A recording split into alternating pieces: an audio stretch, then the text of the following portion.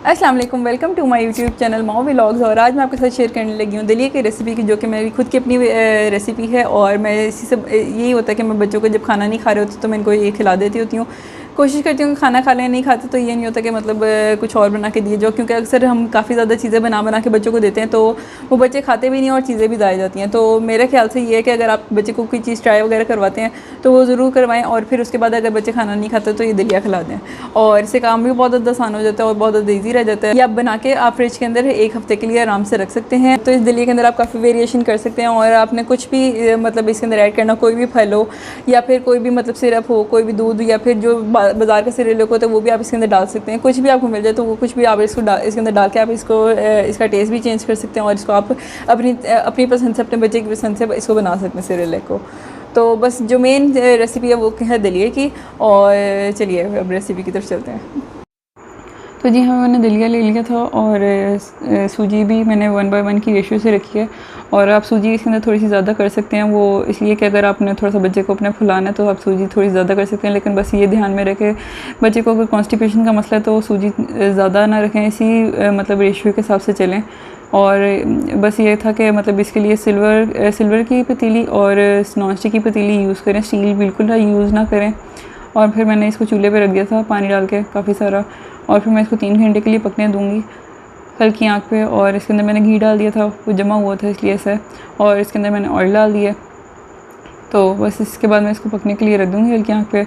और इसके बाद ये कि आप जो है इसको मतलब तेज़ आंच पे भी पका सकते हैं, लेकिन उसके अंदर ये कि हाथ से जलने का ख़तरा ज़्यादा होता है, इस वजह से मैं इसको हल्की आंच पे पकाती हूँ। तो बाकी ये था कि अब ये पक रहा था, और इसको ये है कि थोड़ी देर बाद 10-15 मिनट बाद इसकी ये वाला सिचुएशन होगी, तो इसको थोड़ी देर बाद आपने चम्मच ज़रूर हिला देना ताकि कोई दलिया वगैरह नीचे लग रहा तो वो ना लगे। तो उसके बाद फिर मैंने इसके अंदर चम्मच हिला दिया था।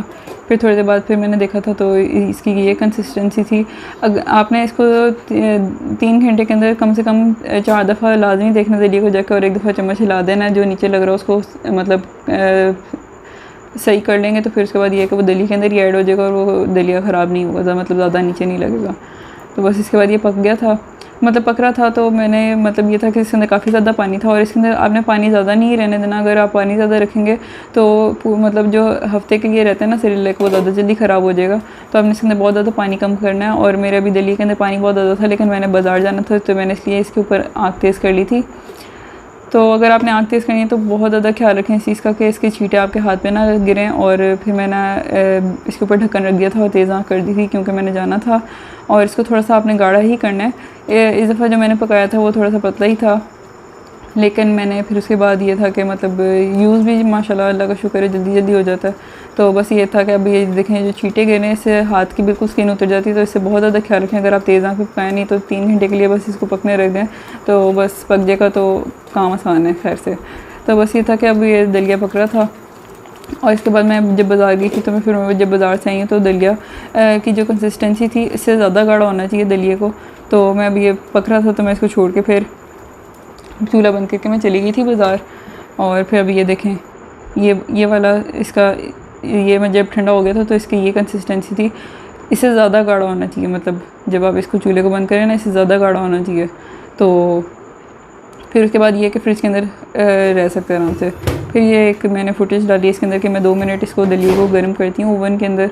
आप इसको पतीली में भी पानी डालें थोड़ा सा, और फिर उसके बाद इसको 1 कप जितना भी आपको यूज़ करना है उसको गर्म करें। फिर उसके बाद इसको ग्राइंडर में डाल के तो फल कोई भी जो आपको पसंद है वो इसके अंदर ऐड कर सकते हैं।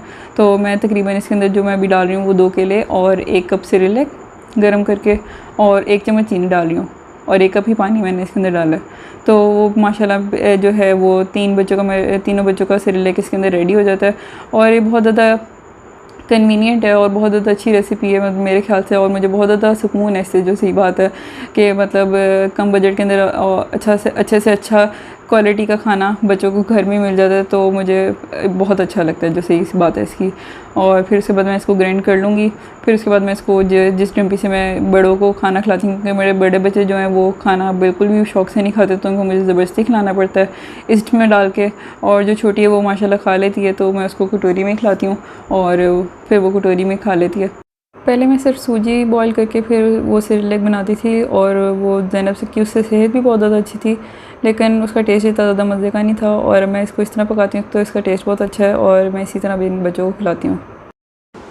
हाँ जी, तो रेसिपी देख ली। अब ये है कि जो बच्चों को मैं जिससे खाना खिलाती हूँ वो है केचप वाली बॉटल, और आप फीडिंग बॉटल भी ले सकते हैं वो, लेकर उसके आगे जिसके आगे चम्मच वगैरह लगा होता है। लेकिन उससे ये कि खाना खिलाना थोड़ा सा वो मतलब टाइम ज़्यादा लग जाता है, इससे कम से कम नवाले ज़्यादा जल्दी जल्दी बड़े बड़े चले जाते हैं। और क्योंकि देसी लोग ऐसे काम करेंगे गंदे गंदे इसके अंदर ये था कि अब इसके अंदर आप किसी कोई भी फल डाल सकते हैं, और इंशाल्लाह मैं फल किस तरह से कौन कौन सा कॉम्बिनेशन बना के डाल सकते हैं उसकी भी इंशाल्लाह मैं आपके साथ वीडियो बना के शेयर करूँगी।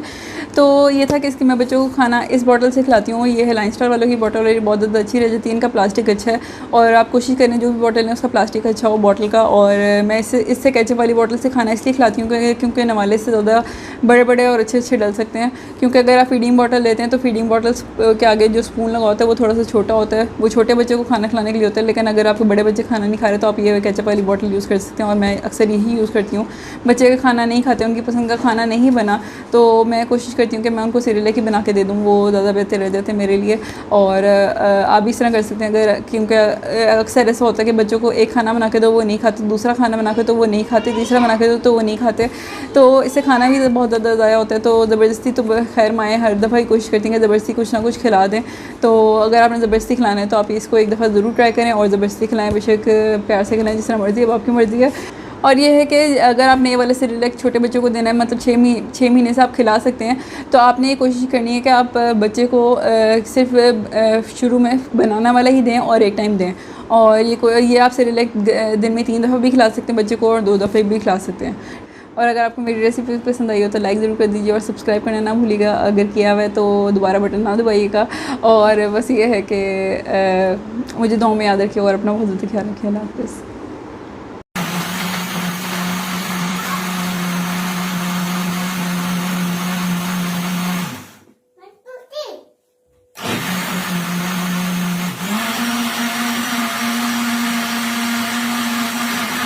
So, ऐसे ऐसे ऐसे ऐसे ये 1